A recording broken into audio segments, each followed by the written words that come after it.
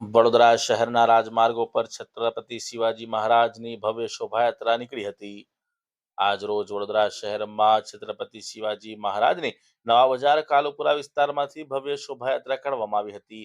આ શોભાયાત્રામાં મોટી સંખ્યામાં લોકો ઉત્સાહપૂર્વક જોડાયા હતા અને શહેરમાં ઉત્સવી માહોલ જોવા મળ્યો હતો।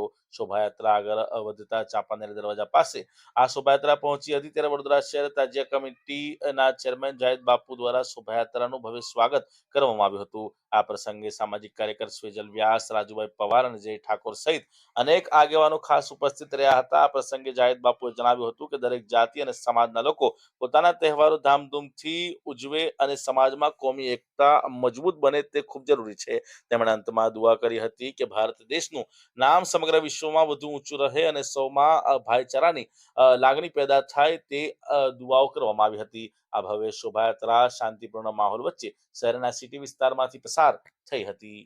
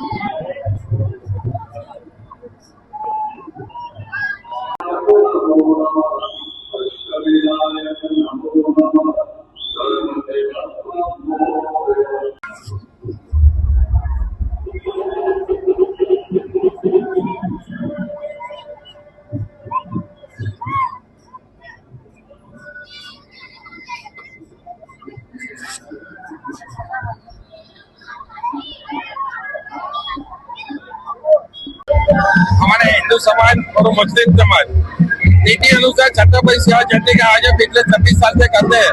इसी तरह विराट प्रतिमा और भव्य शोभायात्रा का आयोजन किया हुआ है। उसमें बड़ौदा के मंडल समाज के हर लोगों ने बड़ी संख्या में साथ सहकार दिया है और खुद जुड़ा है। पूरे भव्य शोभायात्रा का स्वागत ताजिया कमेटी के जावेद बाबू, यादवपुरा के मुस्लिम समाज के कार्यकर्ता और मुस्लिम समाज के प्रमुख ने पिछले 26 साल से स्वागत करते हैं। इसी तरह इस साल भी स्वागत करके भव्य शोभायात्रा को आगे प्रस्थान करने के लिए एक हिंदू मुस्लिम एकता का प्रतीक जो कहते हैं उसे दिखाया है और ये चीज पिछले 26 साल से है और आगे रहती रहेगी। और हम ऐसी इच्छा धराते कि बापू हर साल इसी तरह हर धर्म को साथ सरकार देते रहे, उसी हमारे को नम्र विनती बापू से करते हैं।